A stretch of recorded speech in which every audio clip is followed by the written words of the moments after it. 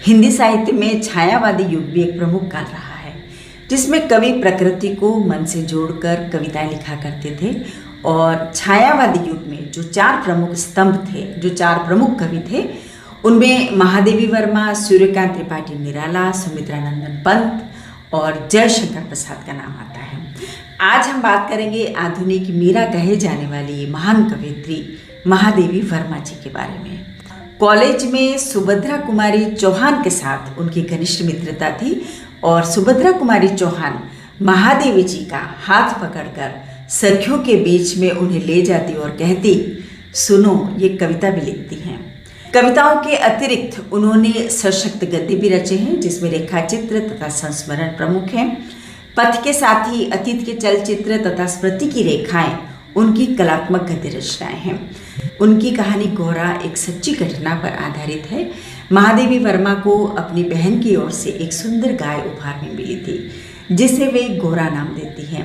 वह अपनी पुष्ट बनावट, लंबी गर्दन, सुंदर सींगों और कमल की पंखुड़ियों जैसे कानों के साथ बेहद आकर्षक थी।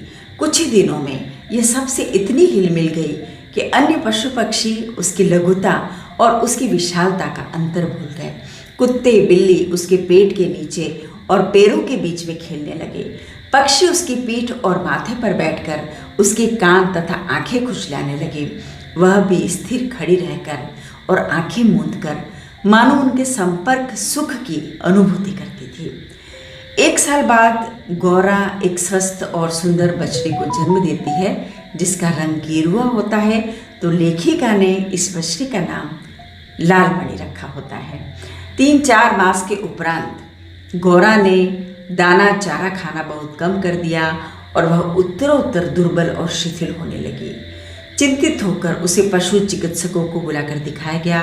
कई दिनों तक अनेक प्रकार के निरीक्षण किए गए, एक्सरे आदि द्वारा रोग का निदान खोजते रहे। अंत में उन्होंने निर्णय दिया कि गाय को किसी ने गुड़ की डली में सुई खिला दी है, जो उसके रक्त संचार के साथ हृदय तक पहुंच गई है। लेखिका और डॉक्टरों के सभी प्रयत्न व्यर्थ हो जाते हैं और अंततः गौरा की मृत्यु हो जाती है, जिससे लेखिका को गहरा दुख पहुंचता है। महादेवी वर्मा की जो गौरा कहानी है, उसका जो मुख्य उद्देश्य है, जो मुख्य संदेश है, वह यह है कि मनुष्य स्वार्थ के कारण पशुओं के प्रति क्रूर और निर्मम हो जाता है और गाय जैसे पवित्र पशुओं को भी नहीं बख्शता। यह कहानी समाज में पशुधन के प्रति अनास्था, स्वार्थपरता और क्रूरता को उजागर करती है।